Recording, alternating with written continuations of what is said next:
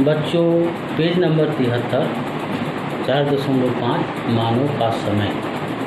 असम के इतिहास में 1821 ईस्वी से लेकर 1825 तक के समय को मान का समय कहा जाता है। असम की प्रजा बुरी तरह लांछित हुई थी। मान सेना के द्वारा किए गए लूटपाट, मारकाट, पाशविक अत्याचारों के कारण असमिया प्रजा को इधर उधर भागना पड़ा था। असम के इतिहास में इसे मानों के अत्याचार का समय कहा जाता है। बच्चों, मान सेना द्वारा असमिया लोगों पर किए गए पाशविक अत्याचार की कथा अवर्णनीय है। इस अत्याचार से तंग आकर गांव के गांव उजड़ गए थे, जिसके कारण ब्रह्मपुत्र की घाटी के बहुत से स्थान जंगल में परिणत हो गए थे। लोगों को असम छोड़कर पड़ोसी राज्यों में पलायन करना पड़ा था। कृषि लगभग समाप्त हो गई थी। वाणिज्य व्यापार भी नष्ट हो चुका था। मानव का साथ पाकर अन्य कुछ लोगों ने भी असमिया प्रजा पर अत्याचार करना आरंभ कर दिया था। इस प्रकार के अत्याचार करने वाले छद्मवेशी मानव को दोनिया कहा जाता था।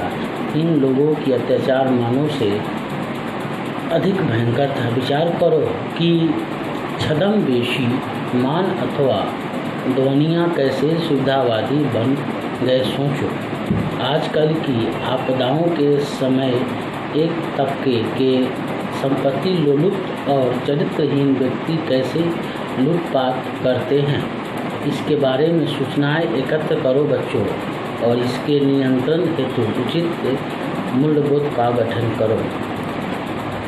मानव के आक्रमण के संदर्भ में प्रायः देखा जाता है कि मानव के प्रत्येक आक्रमण में बदन उसका साथी था। यदि बदन चंद मानव को वर्मा से नहीं बुलाया होता तो मान न असम आते और न ही उसका असम पर आक्रमण होता। कई लेखक यह कहना चाहते हैं कि मानव को असम बुलाने में बदन चंद के साथ पुनानंद बुढ़ागुहाई भी एक कारक था, क्योंकि पुनानंद के अत्याचार को समाप्त करने के लिए ही बदन चंद ने मानव को असम बुलाया था। लेकिन गृह कलह को दबाने के लिए बाहरी शक्ति की सहायता लेना एक अनैतिक कार्य है।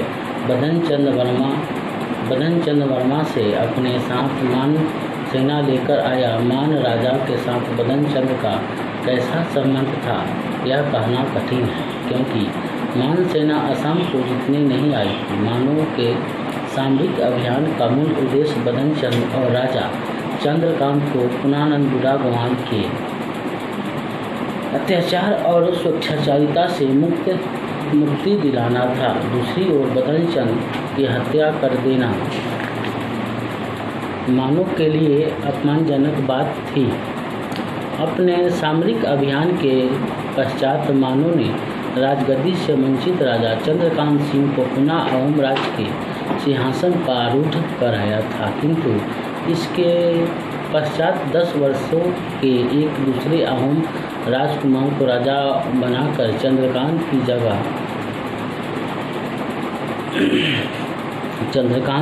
जगह गद्दी पर बैठा दिया गया और राजा चंद्रकांत का कान काट कर राज सिंहासन पर बैठने के अयोग्य बना दिया था, क्योंकि अंग काटा होने वाला व्यक्ति राजा नहीं बन सकता था। बदन चंद की हत्या और चंद्रकांत के राजगद्दी से हटाने जाने की घटना से असम में अराजकता फैल गई। मानव ने परिस्थिति से लाभ उठाना चाहा।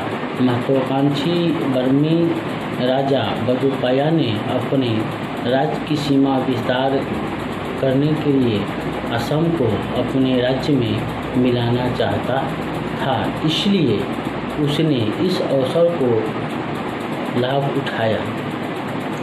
बच्चों, अगले एपिसोड में हम और इस पर विस्तृत से चर्चा करेंगे। तब तक के लिए धन्यवाद।